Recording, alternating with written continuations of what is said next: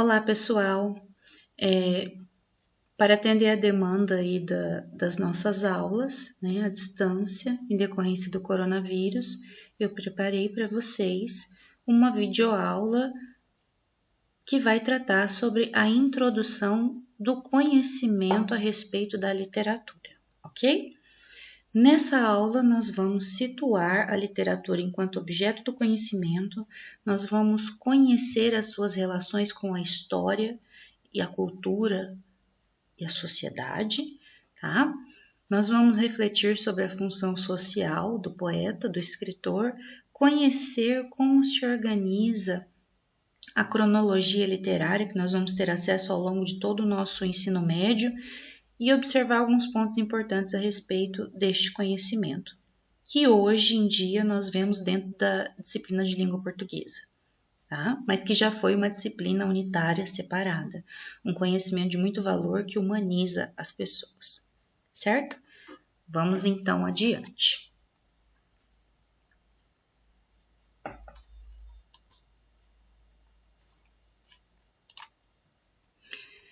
Partindo do princípio de que a gente tem que sempre saber o que é o nosso objeto de estudo para que a gente depois entenda como ele funciona, eu iniciei aqui com a pergunta: o que é literatura? Né?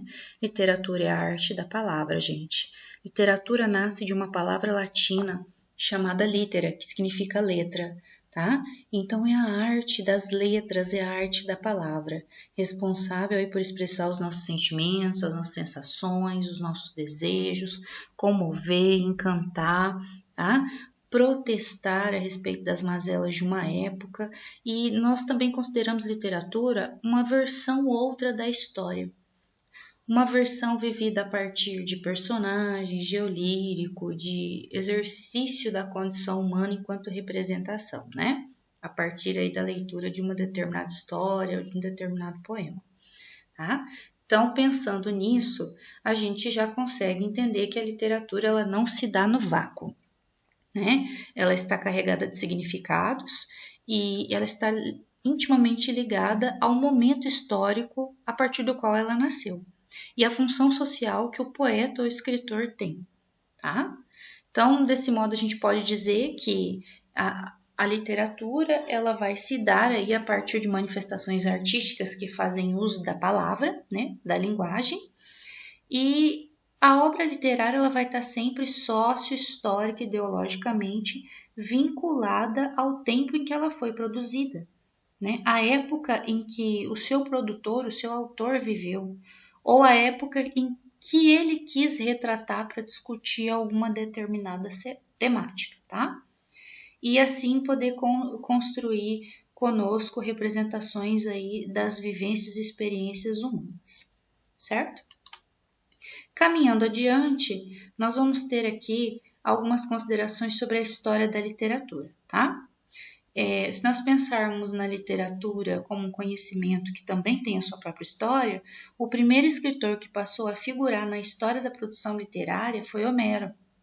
Tá? Homero era um poeta grego e ele produziu duas obras, Ilíada e Odisseia, obras famosíssimas que já foram diversas vezes representadas no teatro, no cinema, né, em séries, e que contam em sagas heróicas, tá? E por isso são chamadas de epopeias. São narrativas versificadas que contam os feitos de um grande herói em defesa de seu povo, tá? Então, conta-se que Homero produzia essas obras oralmente, né? Não era escrito. E quando a escrita chegou na Grécia, é que os copistas, aqueles que faziam cópia à mão mesmo, tá? Registraram as histórias mais famosas do Homero, para que isso não se perdesse ao longo do tempo, para que se eternizasse a partir do registro, tá? Então, mais adiante, com o fim do Império Romano, os países ocidentais se separaram e passaram a querer as suas fronteiras e as suas línguas próprias, né, se afirmar e se diferenciar do latim enquanto língua de imposição e de dominação, porque o latim ele foi imposto pelo Império Romano quando o Império Romano chegava nos territórios. Nós acabamos de ver isso quando a gente estudou na nossa aula passada a história da língua portuguesa. Nós aprendemos que o português nasceu do latim vulgar, né? Que foi imposto pelo processo de dominação do Império Romano dentro da Península Ibérica. Estou fazendo um link com o conteúdo anterior, tá? E nesse processo, quando o Império Romano caiu, as nações que puderam nascer desse declínio, elas quiseram ter a sua própria língua oficial e fazer a marca da sua cultura de maneira diferente daquela que era vinculada por imposição, tá bom? Então, assim começaram a nascer as cantigas, os poemas musicados, as peças teatrais, por todo o território europeu, tá? Então, desse processo é que nasce, de forma gradativa, a organização dos gêneros literários, né? As modalidades de produção literária ao longo do tempo, ok? Então, nós vamos ter alguns gêneros literários a serem estudados. O gênero lírico, tá? O que seria o gênero lírico?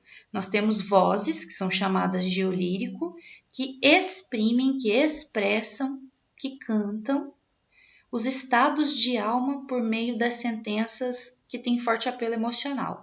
Então, nós temos aí diversos versos que são cantados por essa voz, que é a voz do poema, o eu lírico, e que vão ter aí grande apelo emocional para nós, tá? Dentro dessa forma artística de produção literária. Quais são as principais características do gênero lírico, né? Do texto que pode ser encaixado nesse gênero? A poesia é sempre escrita em verso, tá? A subjetividade, porque é um eu que fala e demonstra os seus sentimentos e as suas sensações, tá? A sentimentalidade que aparece dentro dos versos, a emotividade e a afetividade, tá? Estão presentes nas construções do gênero lírico. Outra coisa que é muito estabelecida nesse gênero, a metrificação e a rima, ou seja, existe uma métrica, um número de sílabas poéticas específicos, tá? Que vão ser combinados e repetidos para que o poema tenha um padrão, tá? Ele seja estruturado de maneira padronizada e que ele tenha versos que rimem entre si de diversas maneiras. Nós vamos depois estudar os tipos de rima, os tipos de métrica, né, para vocês conhecerem, que organizem e padronizem essa produção dentro de uma estrutura a ser seguida, tá? E por conta dessa métrica e dessa rima, o poema acaba tendo também musicalidade, tá bom? Sonoridade. Nós temos, além do gênero lírico, o gênero dramático. O que seria o gênero dramático, né? Ele vai ser organizado a partir de textos literários que são feitos para serem encenados. O gênero dramático é o pai do teatro, gente, tá? É o pai da cinematografia, que veio com a tecnologia, que produz filmes e novelas televisivas para nós, tá? Então, drama significa ação e por conta dessa palavra, ação e encenação, né? Nós vamos ter aí o nascimento do gênero dramático, as peças teatrais, né? Os filmes, as novelas e assim por diante, tá? As principais características desse gênero literário é a encenação. Você tem uma cena em que o gestual, a sonoplastia contribuem para a organização de uma ambientação para que aquela história seja contada, tá?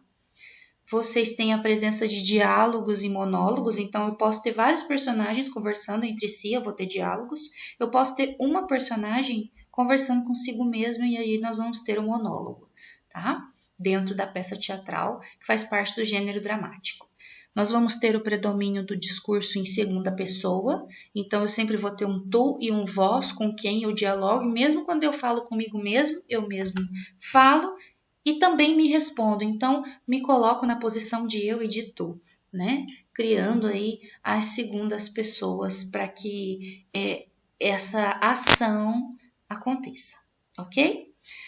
As partes formadoras de uma peça, como funciona? Quando vocês forem pegar, por exemplo, um roteiro de uma peça, vocês vão notar que ele tem a apresentação, que é onde se faz a exposição dos personagens e da ação que vai ser desenvolvida.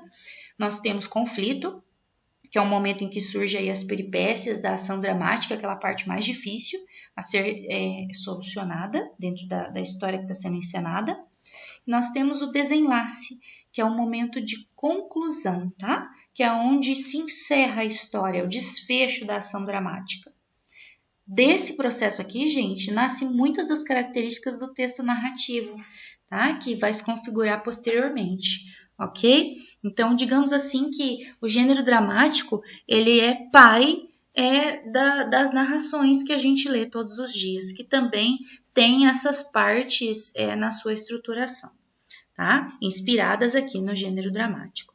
Então, nós vamos ter aí alguns tipos de produção teatral específico, por exemplo, a tragédia, a comédia, a junção das duas, tragicomédia, a farsa e o auto, que geralmente tem fundo religioso e instrutivo, tá? Como, por exemplo, a gente tem o Alto da Compadecida, do Ariano Suassuna, né? Que já virou até filme e direto a gente vê sendo exposto aí na mídia, né? E que vocês podem acessar completo no YouTube, ok? Vamos adiante, então. Além desse gênero, tá? Do gênero dramático, nós vamos ter também o gênero épico. O gênero épico, gente, é a mais antiga das manifestações literárias, tá? O gênero épico, ele vai nascer aí das produções das epopeias, né? Ele vai dialogar muito com o gênero lírico, né? Porque uma epopeia é um poema longo, né? Então tem também uma liricidade, tá? É um poema longo, de fundo narrativo, mas é todo versificado, é uma narrativa feita todinha em versos, bem comprida, tá? Então nós temos aí um texto narrativo organizado em versos, nós temos verbos e acontecimentos no passado, porque sempre vai contar um grande feito que já aconteceu, e temos também as referências à mitologia greco-romana, né, a era pagã, os deuses, as forças da natureza, né, os obstáculos que surgem e algumas coisas ligadas ao sobrenatural, tá? Então nós temos aí que tipo de produção? Uma epopeia, né? Ilíada e Odisseia são epopeias, aqueles dois exemplos que eu dei lá no início para vocês. Nós vamos também conhecer posteriormente, em um dos movimentos literários que a gente vai estudar, os Lusíadas, que é uma epopeia escrita a partir dos grandes feitos de Vasco da Gama para Portugal, quando ia conquistar os territórios, né? Que se tornaram colônia de Portugal, ok? Nessa sequência, então, esclarecidos quais são os gêneros literários que nós vamos ter de conhecer para identificar, né, nas leituras que nós formos desenvolvendo ao longo das nossas aulas, eu trago para vocês aqui a cronologia dos movimentos literários. O que são movimentos literários? Cada período histórico, gente, teve uma maneira de produzir literatura. Essa maneira de produzir literatura ficou conhecida como movimento literário ou escola literária. Então, se vocês olharem aqui, tá? Na tabela, que eu construí a cronologia para vocês, vocês vão ver que nós temos aqui, ó, 1189 até 1198.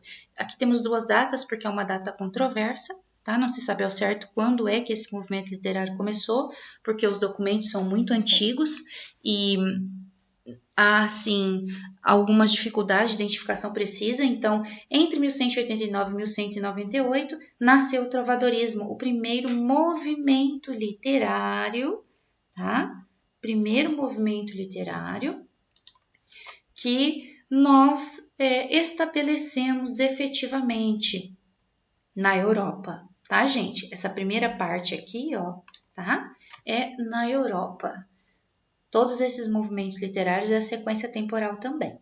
Então, lá na Europa, neste período de 1189 ou 1198 a 1418, nós tivemos o trovadorismo, que é o primeiro movimento literário que nós vamos ter conhecimento agora, ainda este ano, né? Ele foi seguido pelo humanismo, gente, tá? e sequenciado pelo classicismo. Perceba que cada um deles tem o seu período. Quando uma modalidade de produção literária vai caindo em desuso, outra surge com inovação e características específicas e se estabelece. Tá? Até para combater um pouco do que estava sendo feito, porque às vezes passa a não funcionar. Tá? Então, seguindo aí o classicismo, nós vamos ter posteriormente o barroco, o arcadismo, o romantismo, o realismo e o naturalismo, que acontecem ao mesmo tempo, neste período temporal de 1865 até 1890, ok? O simbolismo e o modernismo. Esses são os movimentos literários ocorridos na Europa. Nessa parte de baixo aqui, vocês podem notar que nós temos uma lacuna aqui, né? Por quê? Porque ela é a faceta brasileira.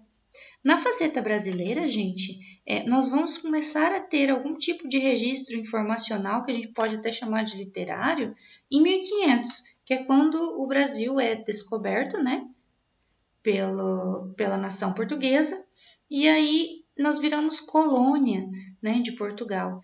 E de 1500 até 1601, ó, num período aí de 100 anos, nós vamos observar que o que vai ser gerado aqui para nós é uma literatura, desculpa, saiu aqui, vamos voltar, é uma literatura de informação, né? É uma literatura que trata daquilo que existe aqui na Terra, né? Daquilo que pode ser descrito enquanto matéria-prima, enquanto condição humana, natureza que possa ser explorado aqui, ok? Nós vamos ter na sequência o barroco, o arcadismo, o romantismo e aqui, ó, vocês podem notar que nós temos realismo, naturalismo e parnasianismo. Nós vamos ter 3 movimentos funcionando ao mesmo tempo nessa fatia temporal, de 1881 até 1893, tá? Seguido do simbolismo, do pré-modernismo, que é um período de transição, tá? Que prepara o terreno para o modernismo chegar. Ele não chega a ser um movimento, ele é bem curto, né? Ele dura aí 20 anos, só prepara o terreno para realmente o modernismo enquanto movimento literário se estabelecer, certo? Então, vocês notem aqui uma coisa importante. Vocês perceberam que não há uma compatibilidade entre as colunas da parte de cima com a parte de baixo? Por quê? Porque todas as vezes que um conhecimento literário se estabelecia na Europa, naquele tempo a gente não tinha todas as tecnologias da informação que a gente tem hoje, certo? Então, até ele chegar aqui no Brasil demorava um bocado de tempo, né? Então, pensando nisso, gente, vocês podem observar que aqui, ó, o barroco começa em 1580, lá em Portugal, né? Mas ele chega no Brasil só em 1601, porque esse período de tempo, ele demora para atravessar o mar, para chegar aqui enquanto conhecimento contundente, porque ele primeiro teve que se cristalizar lá em Portugal, na Europa como um todo, para depois ele ter força de aparecer nos territórios coloniais, trazido por algum estudioso ou algum literato ou algum religioso ou algum estudante que vinha com as ideias europeias na cabeça e que acabava estabelecendo esse ideário aqui no Brasil, certo? Por isso que as nossas datas estão sempre de início dos movimentos um pouquinho adiante do início dos movimentos ocorridos na Europa, porque demorava a chegar aqui, tá? Ok? Seguindo. Esses movimentos literários, gente, eles são divididos em eras, tá? Nós vamos ter aqui a primeira era, chamada de era medieval. Na era medieval, nós vamos ter acesso a 2 movimentos literários, o trovadorismo e o humanismo, tá? Aqui, nesse período, nós vamos ter o trovadorismo trazendo a questão das cantigas, né? Que nós vamos estudar cada uma e as características específicas de cada uma para vocês conhecerem, tá? Nós vamos ter um contexto histórico português de consolidação do Estado português, criando forças para iniciar as navegações. Nós vamos ter aí a instituição do feudalismo enquanto sistema econômico vigente. Nós vamos ter o teocentrismo mandando na organização do fluxo das coisas na sociedade, que é Deus no centro de todas as coisas. Teo, tá? É Deus. Então, Deus no centro, ó, tá? Tudo era permitido por Deus e não permitido também por ele, tá? Então, aqui nós vamos ter também a instituição das primeiras universidades. Terminado o trovadorismo, nós vamos para o humanismo, No humanismo, a gente vai ver o estabelecimento dos cronistas que contavam os feitos históricos aí na sociedade portuguesa. Um dos que mais fez sucesso aí foi o Fernão Lopes, né? Cronista mor da Torre do Tombo, que era responsável por registrar todas as questões portuguesas mais importantes. E ele fazia isso no formato de narrativa. Então, ele inovou, ele não só registrava o fato, mas ele contava histórias para poder registrar o fato. Né? Isso foi uma marca muito específica da produção humanista, né? E que Fernão Lopes começou. Nós vamos ter a instituição do teatro, ou seja, o gênero dramático começa a mostrar a cara aqui, ó, né? Nós acabamos de ver que existe o gênero dramático. Então, ele vai mostrar a cara no humanismo, lá por volta de 1434 até 1527, certo? Nós vamos ter aí a Revolução de Aves, as grandes navegações, a impulsão do comércio. Aqui começa, gente, a crise, o declínio do feudalismo, porque ele já não está funcionando mais para a sociedade, né? Ele era extremamente explorador, né? E aí começa aqui a nascer um pensamento de declínio do feudalismo, impulsionado pela questão do comércio, que começa a mostrar a cara, né? E da demonstração de que nós vamos trocar aí do feudalismo para o mercantilismo, ok? Nesse processo, quem manda em tudo já não é mais Deus que está no centro das coisas, é o homem, ó, antropocentrismo. Antropo significa homem, tá? Vista aí a era medieval, nós temos a era clássica. Na era clássica, gente, nós vamos ver alguns movimentos, tá? Esses movimentos se iniciam pelo classicismo, lá em 1527. O classicismo ele vai lidar com as produções poéticas e também com as epopeias. É aqui, por exemplo, que os Lusíadas nasce, a epopeia portuguesa feita por Luís Vaz de Camões. Acabamos de ver que nós temos o gênero épico, né? O gênero épico vai mostrar a cara aqui em 1527 a partir dos Lusíadas, que é a produção mais famosa do Camões, tá? Camões está aqui em cima, ó. Que lindo que ele era. Tadinho, era caolho, perdeu um olho numa guerra, porque ele era soldado, né? E ele enxergava só de um olhinho, e assim mesmo ele estudava e ele escrevia, ó. Então vamos nos esforçar, né? Basta querer. Observem que o contexto histórico deste processo aqui é a instituição do Império Português lá no Oriente. Nós vimos nas nossas aulas sobre a história da língua portuguesa que existem cidades, territórios, aliás, que foram colonizados no Oriente por parte de Portugal, como por exemplo Timor-Leste, né? Nós temos Macau na China, né? Que também fala português, que foi colonizado. Então, vocês vão ter aí o empoderamento português dominando várias partes do globo neste período, tá? E o comércio de especiarias a todo vapor. Também vamos ter aqui historicamente a questão do Renascimento, nós vamos ter aí o estabelecimento do mercantilismo. Ele não começou a aparecer enfraquecendo o feudalismo? Aqui ele se estabelece, ó, tá? Ok? Capitalismo mercantil. Na sequência nós vamos ter o Barroco, tá?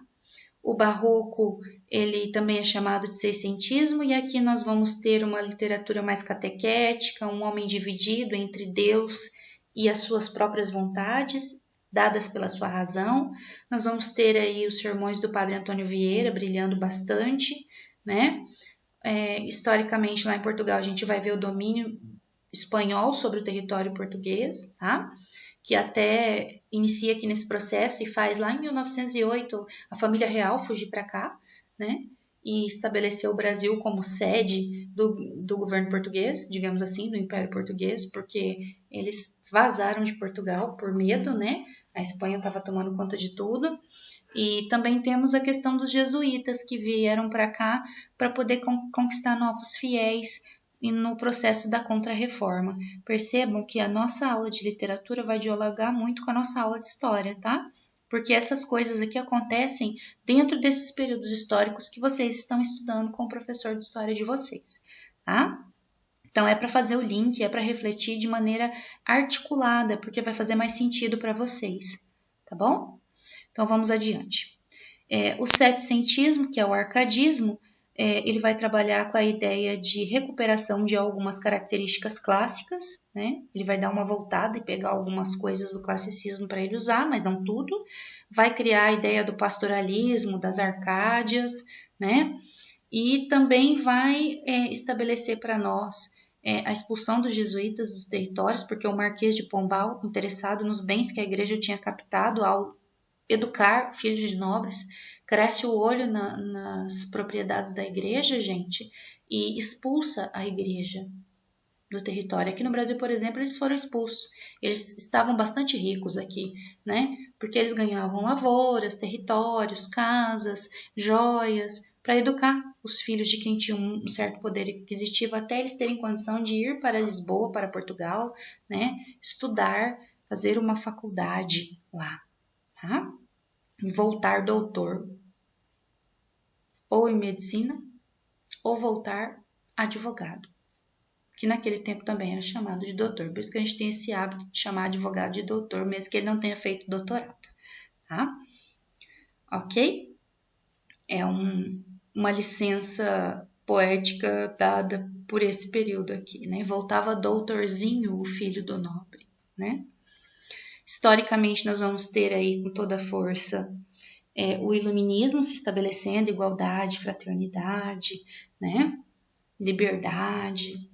Nós vamos ter a primeira revolução industrial buscando aí o estabelecimento de algumas questões que envolvem a troca da manufatura para a maquinofatura, né? E a primeira revolução e a Revolução Francesa, em busca de direitos e respeito pela condição dos trabalhadores na indústria, né? Mais uma vez a gente dialoga com a história aí, tá? Na era romântica, gente, tá? Estávamos aqui, né? Na era clássica, agora vamos para a era romântica. Na era romântica, vocês vão ver o romantismo, que é o que inaugura, enquanto movimento, a era romântica, uma produção literária narrativa que nasce as narrativas em si, tá? O texto em prosa, com parágrafo, ok? É aqui que nasce, a gente sai um pouco da esfera do verso. E nesse processo nós vamos ter as histórias contadas, sempre muito sofridas, mas com finais felizes, tá? Pelos autores que as divulgava semanal ou quinzenalmente nos jornais. Então os capítulos, vocês podem notar que os capítulos dos livros românticos, eles sempre têm minimamente começo, meio e fim, porque eles eram publicados separadamente nos jornais. E aí as pessoas que compravam os jornais iam juntando as partes para formar um livro no final, né? Era assim que eles publicavam. E aqui é que nasce o desejo, por exemplo, e a condição de viver da literatura. Porque até então os literatos tinham uma profissão e praticavam a literatura como hobby. Não se conseguia viver da literatura em si. Tá? Aqui nós vamos ter o Camilo Castelo Branco, né, produzindo sua literatura. Nós vamos ter aqui no Brasil José de Alencar. Era uma linguagem acessível, simplificada. Por quê? Porque quem comprava esses folhetins para ler eram as mulheres recém-alfabetizadas, os jovens, né, burgueses, que tinham dinheiro, mas tinham pouca educação. Então, de certa forma, não podia ser uma coisa muito difícil, porque eles tinham que acessar isso para se entreter. E assim o autor angariava aí o seu sustento, minimamente falando, né?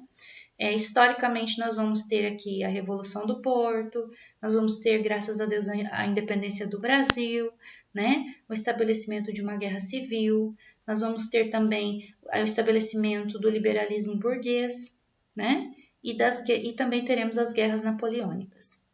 Na sequência, nós vamos ter o realismo. O realismo, ele é um movimento de produção literária que vai retratar a realidade tal como ela é, por isso o nome, né? Vai descrever ao máximo a condição e a vida das pessoas naquele tempo, né? De uma maneira muito chocante até, tá? E o contexto histórico que nós temos aí eram algumas reações contra a igreja, né? Anticlericais, a decadência da monarquia, a nobreza falida, né? As primeiras organizações sindicais buscando seus direitos dentro do trabalho da indústria, tá bom? e o contexto histórico mundial está vinculado ao estabelecimento do socialismo. Perceba que aqui nós temos a questão dos sindicatos e das greves, impulsionada por quem? Pelo ideário do socialismo, tá? E também essa questão do crescimento impulsionada pelo positivismo, que até aqui no Brasil inspirou o lema da nossa bandeira, ordem e progresso, né? E o evolucionismo também no campo da ciência se estabeleceu para trazer algumas considerações para nós, tá? A segunda revolução industrial também acontece, tá? Dentro desse período do realismo. Aqui, junto ao realismo, gente, também nasce o naturalismo, tá? Que é uma maneira mais nua e crua de expressar o que acontecia na realidade. Ele é muito próximo do realismo, mas ele é mais chocante, ele é mais direto. O realismo ainda é um pouco mais brando para descrever a realidade. Escreve com fidelidade, mas é brando, é mais suave. O naturalismo é mais forte, mais incidente. Ele também acontece dentro desse mesmo contexto histórico, mas ele é mais nu e cru. Nós vamos ter a oportunidade de observar algumas obras, como por exemplo o Cortiço, né, do Aloysio de Azevedo. Vocês vão ver como era difícil, nua e cruamente, a vida das pessoas naquela época, tá bom? Vamos adiante. Na sequência, nós vamos ter acesso aí ao simbolismo, tá? O simbolismo, ele acontece de 1890 até 1915, e ele vai trabalhar a poesia, gente, tá? Diante do caráter simbólico e místico da produção literária. E, historicamente, nós vamos ter aí a evolução do pensamento republicano se estabelecendo, né? O nascimento da república, a crise econômica estabelecida. Vejam como a crise econômica é antiga, né? Não é novidade para nós, né? E no contexto histórico mundial, a gente vai ter aí a pré-guerra, né? A condição do pré-guerra, né? E o nascimento da psicanálise com Freud, né? E também o estabelecimento das vanguardas artísticas que posteriormente vão proporcionar as vanguardas europeias que estarão presentes no modernismo. Tá? Lá na semana de 1922, por exemplo, aqui no Brasil, a gente tem a oportunidade de conhecer um pouco do que foi, por exemplo, o futurismo, o cubismo, o abstracionismo, né? O impressionismo, que são as vanguardas artísticas. Tá? Caminhando em direção aí ao modernismo, nós vamos ter aqui um período de transição, que é o pré-modernismo, né? Ele não aparece aqui porque ele não é um movimento literário, ele é uma fase de organização para que o movimento chegue, ele é um período de transição, tá? Mas por volta aí de 1915, 1917, começa a questão do modernismo, né? Entrar em pauta a criação das revistas desconstrutoras, da forma de arte até então estabelecida. O brilho do Fernando Pessoa nasce nesse período, tá? Do Mário de Sá Carneiro, do Miguel Torga, do José Saramago, que até bem pouco tempo estava vivo, contribuindo com a nossa, com a nossa literatura de maneira brilhante, tá? Nós vamos ter também, historicamente, a questão do Estado Novo, a ditadura, tá? Salazarista, a Revolução dos Cravos. Nós vamos ter adesão à unidade da zona europeia, estabelecimento da zona do euro, isso vocês vão ver em história também. A Primeira Guerra Mundial acontecendo, a Revolução Russa, o nazismo, o fascismo, a Segunda Guerra Mundial também ocorre nesse período, e também se estabelece o início da globalização, que estamos sofrendo esse processo da globalização até hoje, tá? Seguindo. Então, gente, essa cronologia que eu fiz para vocês é para vocês conhecerem as eras, né? Medieval, clássica, romântica e moderna, tá? Também a contemporânea, que após a era moderna a gente tem a literatura e a produção do nosso tempo, né? A gente não pode esquecer disso. E nós vamos ver algumas obras do nosso tempo quando vocês estiverem lá no terceiro ano, depois que ver o modernismo todo, vocês vão acessar alguns autores e obras do tempo em que nós vivemos, que é a era contemporânea, tá bom? Que ainda está sendo definida porque nós estamos vivendo este período, tá? Ele não está muito bem delineado ainda, ok? E dentro dessas eras, existem os movimentos. Então, os movimentos são agrupados por características de proximidade. Quem é da era medieval, quem é da era clássica, quem é da era romântica, quem é do contemporâneo. Tá bom? Cada um desses movimentos, eles têm as suas próprias identidades, as suas próprias características, né? Mas eles não são caixinhas fechadas, um vai influenciando o outro, nem que for para renegar o que o outro fez, há uma influência de eu conheço o seu exemplo para não segui-lo. E tem também aquele eu conheço o seu exemplo para utilizar em parte o que você trabalhou e trazer dar a isso uma nova roupagem no movimento que eu estou criando. Né? É assim que funciona a produção dentro dos movimentos literários ao longo da história, tá, gente?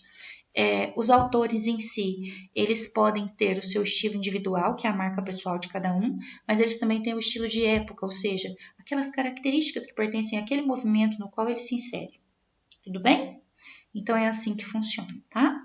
É o desenvolvimento da história da literatura. O que é a literatura, como ela se organizou enquanto gênero literário, como ela se organizou ao longo do tempo em eras, e dentro das eras, os movimentos que basicamente acompanharam o fluxo da memória, da história e da cultura dos povos.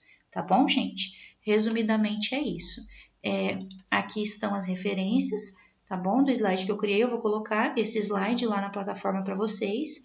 E eu espero ter contribuído para a compreensão de vocês, como se nós estivéssemos em sala de aula, tá? Porque é uma explicação que eu estou dando muito próxima daquilo que a gente faria presencialmente, tá bom? Um beijinho.